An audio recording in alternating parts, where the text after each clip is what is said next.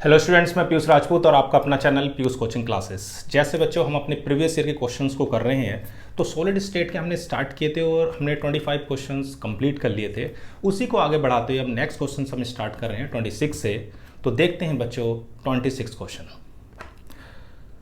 Question आपके पास है, how will you distinguish between the following pair of terms tetrahedral and octahedral बॉइड्स।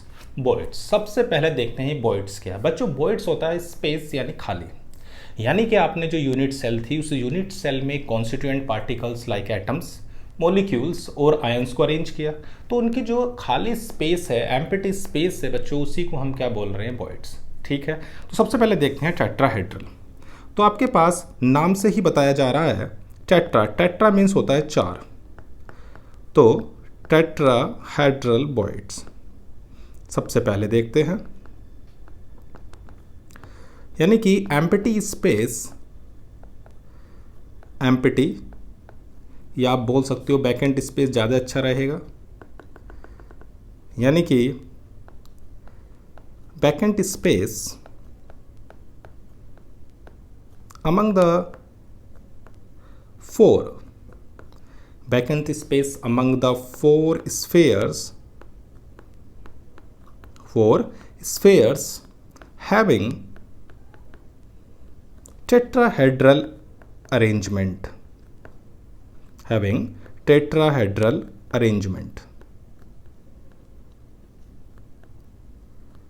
ठीक है। यानी कि आपके पास चार स्पेयर है और इस तरह से उनको रखा गया है कि वो क्या कर रहे हैं, एक टेट्राहेड्रल फॉर्म कर रहे हैं।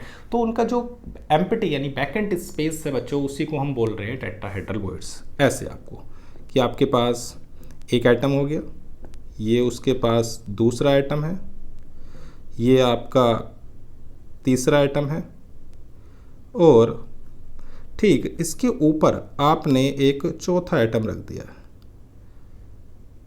ठीक है, ये आपका, तो ये जो आपका बीच में ये जो बॉइड्स बनता हुआ दिखाई देगा, ये वाला, इसी को बोलते हैं बच्चों टेट्राहेड्रल बॉइड्स।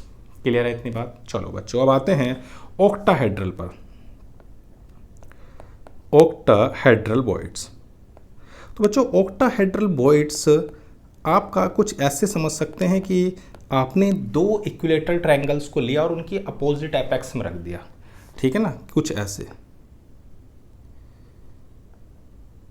ये एक इक्विलेटरल ट्रायंगल है और एक इक्विलेटरल ट्रायंगल आप ऐसे बना दो, ये। ठीक है बच्चों, तो ये जो आपका दिखाई दे रहा है, इन दोनों के बीच में जो आपको बॉइड्स नजर आएगा उसको हम बोलते हैं ऑक्टा। मैं आपको दूसरी तरीके से बता दे रहा हूं कि आपके पास ये इस तरह से आप एक एटम को रखिए,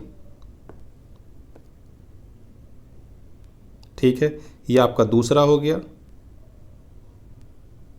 ठीक, यहां पर आपका तीसरा, ये हो गए। अब ठीक ही आपको इसके अपोजिट रखने हैं। अपोजिट कैसे? एक ये हो गया, एक इधर हो गया और एक इसके ऊपर हो गया। ठीक है बच्चों, तो इनके बीच में जो आपको एम्प्टी स्पेस नजर आ रहा है वही आपका क्या है बच्चों, ऑक्टाहेड्रल बॉइड्स। तो दो बॉइड्स हो गए, टेट्रा और ऑक्टा। तो ऑक्टा आप क्या कह सकते हो कि बॉइड्स formed by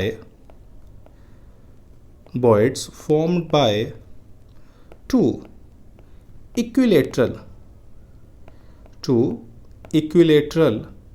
triangle with apex in opposite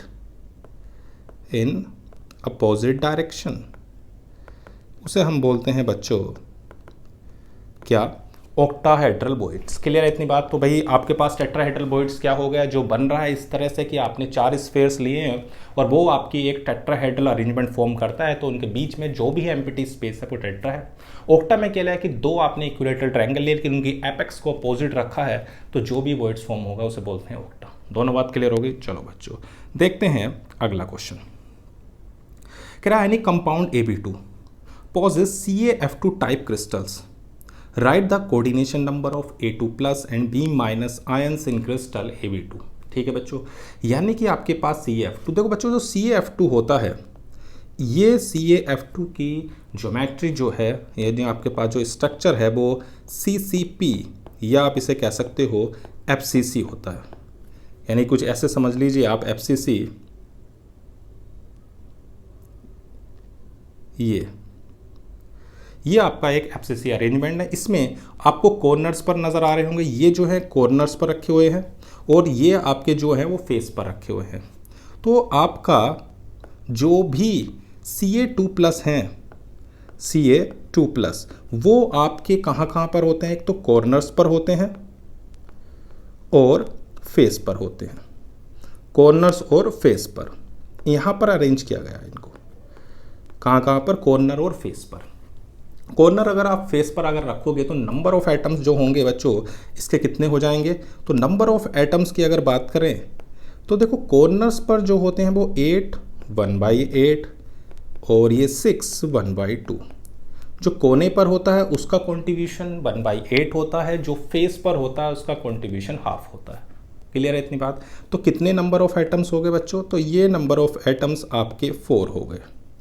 और जो इनके टेट्राहेड्रल वॉइड्स होते हैं, ध्यान रखना जितने नंबर ऑफ एटम्स होते हैं उसके ठीक डबल आपके टेट्रा और उतने ही ऑक्टा होते हैं। तो जो भी आपके टेट्राहेड्रल वॉइड्स होंगे उन टेट्राहेड्रल वॉइड्स में आप किसको अरेंज करोगे बच्चों? तो आप अरेंज करोगे F माइनस को। क्लियर है? तो जो टेट्राहेड्रल वॉइड्स हैं वो कितने होंगे? तो इसके ठीक डबल होंगे, यानी कि 8 होंगे। तो Ca2 प्लस 4 है तो वो 8 है। तो Ca2 प्लस को जो घेरे हुए होंगे वो कितने घेर रहे हैं? 8। और एक F माइनस को कितने घेर रहे होंगे? तो 4। तो मैं कह सकता हूँ कि जो Ca2 प्लस है उसकी कोऑर्डिनेशन नंबर तो 8 है और F माइनस की कोऑर्डिनेशन नंबर 4 है। तो आप बता सकते हो कि जो A2 प्लस है उसकी कोऑर्डिनेशन नंबर 8 और B माइनस की कोऑर्डिनेशन नंबर 4 है। क्लियर होगी इतनी बात? कोई दिक्कत तो नहीं? क्लियर है? मैंने क्या बताया कि जो CaF2 होता है वो आपका CCP है, जिसमें कॉर्नर्स और फेस पर Ca2 प्लस आयन होते हैं और जो उनके टेट्राहेड्रल वॉइड्स हैं उस टेट्राहेड्रल वॉइड्स में आपके अरेंज होंगे कौन? F minus. क्लियर है इतनी बात? कह रहे compound form HCP structure, what is the total number of voids in 0.5 mole of it. तो मैंने आपको बताया सबसे पहले आप एटम निकालो। 3 चीज़ें आपको याद रखनी है। सबसे पहले आपको निकालने हैं number of atom, number of atoms, ये आपके हो जाएंगे मोल इनटू अवोगाद्रो नंबर, यानी कि 6.022 इंटू 10 की पावर 23। तो ये आ जाएगा 3.011 इंटू 10 की पावर 23। इतने नंबर ऑफ एटम है। तो बच्चों जितने आपके एटम होते हैं, नंबर ऑफ एटम्स, उतने ही आपके बच्चों ऑक्टाहेड्रल वॉइड्स होते हैं। तो नंबर ऑफ ऑक्टाहेड्रल वॉइड्स आपके कितने हो गए? उतने ही हो गए जितने आपके एटम हैं। यानी कि एटम और voids, octahedral voids, number of atom same है। तो आप क्या कह सकते हो कि नंबर ऑफ ऑक्टाहेड्रल वॉइड्स आपके कितने हो गए बच्चों? तो 3.011 इंटू 10 की पावर 23। कोई दिक्कत तो नहीं? और बच्चों ध्यान रखना, अब जो टेट्राहेड्रल वॉइड्स होंगे तो नंबर ऑफ टेट्राहेड्रल वॉइड्स होंगे, नंबर ऑफ टेट्राहेड्रल वॉइड्स, ये बच्चों आपके 2 टाइम्स होते हैं नंबर ऑफ एटम्स के।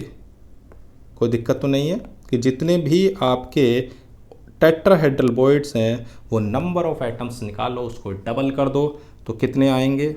चलो भाई निकाल लेते हैं बहुत ही आसानी से कि नंबर ऑफ टेट्राहेड्रल वॉइड्स हो गए बच्चों 2 टाइम्स ऑफ 3.011 इंटू 10 की पावर 23, यानी 6.022 इंटू 10 की पावर 23। सही है। सबसे पहला काम क्या करा, आपने नंबर ऑफ एटम्स निकाले। जब नंबर ऑफ एटम्स निकल गए तो उसकी मदद से हमने ऑक्टाहेड्रल बॉइड्स निकाले हो टेट्रा। अगर आपसे टोटल बॉइड्स पूछे जाएँ तो वो भी निकाल सकते हो। तो टोटल बॉइड्स हो जाएंगे, आप दोनों को ऐड कर देना। तो यानी कि 6.022 इंटू 10 की पावर 23, 3.011 इंटू 10 की पावर 23। तो ये आ जाएगा 9 कितना हो जाएगा बच्चों, 9.033 इंटू 10 की पावर 23। तो ये आपके टोटल नंबर ऑफ बॉइड्स हो गए। क्लियर है इतनी बात? चलो बच्चों देखते हैं नेक्स्ट क्या कहता है। तो आपके पास an alloy of gold and cadmium crystallized with a cubic structure in which gold atom occupy the corners and cadmium atom fit into the face center. Okay, assign the formula. यानी कि आपके पास क्या है, एक एफसीसी अरेंजमेंट दिया हुआ है। इस एफसीसी अरेंजमेंट में बच्चों आपका जो गोल्ड है वो गोल्ड कहाँ पर अरेंज है, तो बच्चों ये जो कॉर्नर्स एटम दिए हुए हैं इन कॉर्नर एटम पर तो गोल्ड है। और आपको पता है जो कॉर्नर पर होंगे उनका जो 1/8 इंटू 8 यानी कि कितना हो जाएगा 1। और जो फेस पर हैं, फेस पर कौन है, तो आपके फेस पर ये नज़र आ रहे हैं, फेस पर कौन है, कैडमियम। तो यानी कि फेस आपका हो जाएगा 6 इंटू हाफ, उसका कॉन्ट्रीब्यूशन होता है, तो ये आ गया 3। तो अगर आप फॉर्मूला लिखोगे तो AuCd3 होगा। कोई दिक्कत? क्लियर है इतनी बात कि आपके पास जो गोल्ड एटम है वो कॉर्नर्स पर होते हैं बच्चों। कॉर्नर्स पर जो कंट्रीब्यूशन होता है एक यूनिट सेल में क्या एटम का 1/8 होता है। आपके पास कितने नंबर ऑफ कॉर्नर एटम्स हैं, तो 8 हैं, तो 1/8 इंटू 8 आ गया 1। जबकि CD जो है वो आपका फेस पर है, फेस पर जो कंट्रीब्यूशन है एटम का एक यूनिट सेल में हाफ है, तो 6 इंटू हाफ आपका ये हो गया। क्लियर है इतनी बात? चलो बच्चों देखते हैं अगला क्वेश्चन क्या कहता है। The radius of Na plus ion is 95 pm and Cl minus ion is 181 pm. Predict whether the coordination number of Na plus ion is 6 or 4. देखो बच्चों पहले मैं आपको एक टेबल लिख दूं, आप उस टेबल की मदद से पहले इसका निकाल सकते हैं। सभी अभी ऐसे क्वेश्चन आए तो आप सबसे पहले रेडियस रेशियो निकालो। क्या होता है रेडियस रेशियो, मैं आपको बता दूं कि जब भी आपको ये निकालना हो और दोनों की आपको कैटायन और एनायन की दी हो तो रेडियस रेशियो हो जाएगा पॉजिटिव और नेगेटिव का रेशियो। यानी कि अगर यहाँ पर ध्यान दें तो 95/181 ये आएगा। ठीक है, इसको मैं अभी डिवाइड करके आपको दिखा देता हूँ। 95 डिवाइड बाय 181 तो कितना आ गया 0.524, 0.524। सही है, आपको तो अपने आप करनी है। मैंने कैलकुलेटर का यूज़ इसलिए किया था कि टाइम थोड़ा कम लगे, आप तो बहुत आसानी से कैलकुलेशन को कर सकते हो। ठीक है ना। जब आपके पास रेडियस रेशियो निकल जाए तो आपको एक टेबल याद रखनी है। क्या है टेबल, कि अगर रेडियस रेशियो और ये कोऑर्डिनेशन नंबर, अगर रेडियस रेशियो 0.155 से 0.225 हो, इन दोनों के बीच में हो गई तो आपकी कोऑर्डिनेशन नंबर 3 होती है। और अगर ये 0.225 से कहाँ तक हो, 0.414 तक, तो कोऑर्डिनेशन नंबर आपकी 4 होती है। अगर ये 0.414 से 0.732 हो तो कोऑर्डिनेशन नंबर 6 होती है।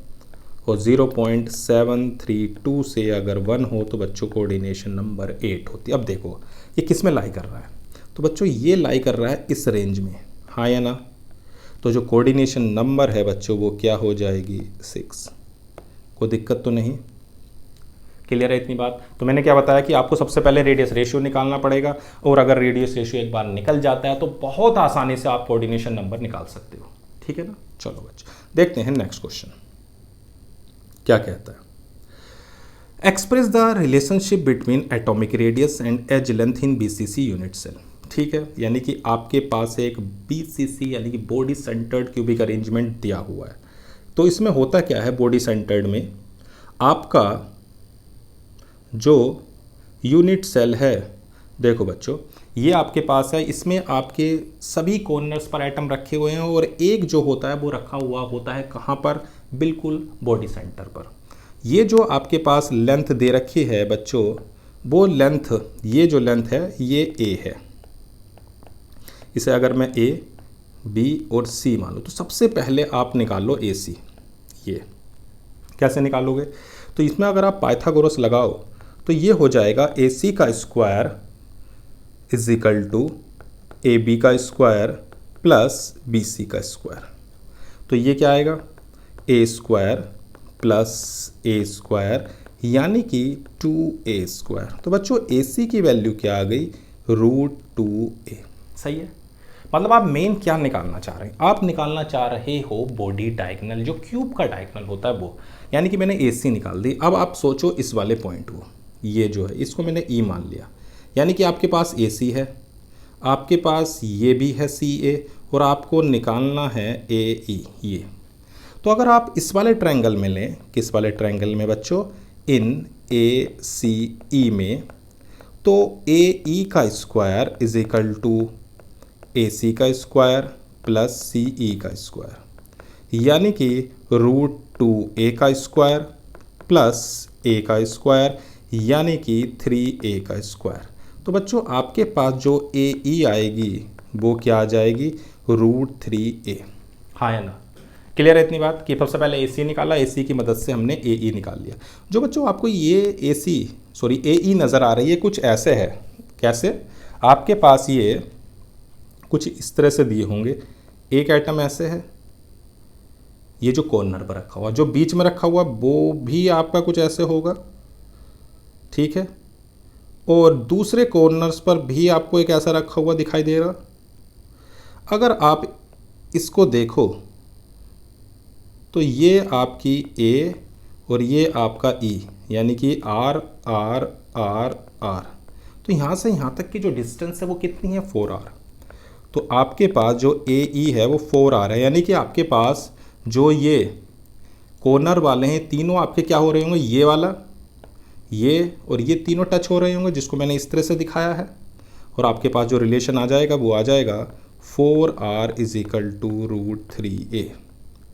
इसका आपका रिलेशन आ गया, ठीक है। ये आप याद रखोगे किसके लिए, बीसीसी के लिए, ठीक है, कोई दिक्कत तो नहीं। चलो बच्चों देखते हैं नेक्स्ट क्या कह रहा है, express the relationship between atomic radius and edge length in FCC unit sir. ठीक है भाई, सबसे पहले आप एफसीसी में देखो, अभी मैंने आपको दिखाया था, ये मैं दिखा देता हूँ आपको एफसीसी। ये आपके पास एफसीसी है, ठीक है बच्चों। ये अब इसमें आपका मैंने आपको बताया कि ये जो लेंथ है वो आपकी ए है, ये भी ए है, और आपको निकालना है ये। तो आप जब अगर इसको निकालोगे तो ये ए बी और सी, तो ए सी कितना हो जाएगा, ए सी का square is equal to a b का स्क्वायर प्लस बी सी का स्क्वायर, ठीक है बच्चों। तो ये आ जाएगा आपका ए स्क्वायर प्लस ए स्क्वायर, यानी कि ए सी आ गया अंडर रूट कितना आ जाएगा बच्चों, 2a। ये भी ऐसे ही टच कर रहे होंगे तीनों कुछ इस तरह से। भाई ए का आइटम ये है जो रखा हुआ है, ये आपका हो गया जो फेस पर रखा हुआ है, और ये आपका क्या हो गया जो सी पर रखा हुआ है कॉर्नर पर। ये तीनों कुछ इस तरह से रखे हुए हैं, और इनकी जो ये आपकी जो है ये आर है, ये आर है, ये आर है और ये आर है, यानी कि ए और सी। अगर ए सी आप देखोगे तो बच्चों हो गया 4r, दोनों को इक्वल रखोगे तो 4r is equal to √2a। आप चाहो तो ये भी लिख सकते हो √2r, आपकी इच्छा है। क्लियर है इतनी बात, रिलेशन में कोई दिक्कत तो नहीं। कि हमने क्या करा, सबसे पहले AC निकाला, AC निकलने के बाद हमने सिंपल AC को देखा कि 3 एटम हैं, एक फेस पर है, 2 कॉर्नर पे, उनका देखा तो 4r आ रहा है, जिसको इक्वल लग गया √2a की, यानी A इज इक्वल टू हो गया 2√2a। क्लियर है इतनी बात। चलो बच्चों देखते हैं नेक्स्ट क्या कहता है। ओके, कह रहा है aluminium crystallises in A FCC structure, atomic radius of metal is 125 pm. What is the length of the side of unit cell of the metal? ठीक है इतनी बात, यानी कि आपके पास जो रेडियस दी हुई है बच्चों वो R 125 pm है। और क्या दिया हुआ FCC। जैसे ही FCC आए तुरंत दिमाग में आ जाए कि आपके पास 4R इज इक्वल टू है √2a। तो R इज इक्वल टू क्या हो जाएगा, a/2√2, या आप लिख सकते हो a आ जाएगा 2√2r। तो ये हो जाएगा 2√2 की वैल्यू 1.414, रेडियस है 125। अगर आप इसकी मल्टीप्लाई करते हो तो बच्चों ये कितना आएगा, तो ये आपका 354 पिकोमीटर आता है। ठीक है बच्चों, मल्टीप्लाई आप बहुत आसानी से कर सकते हो।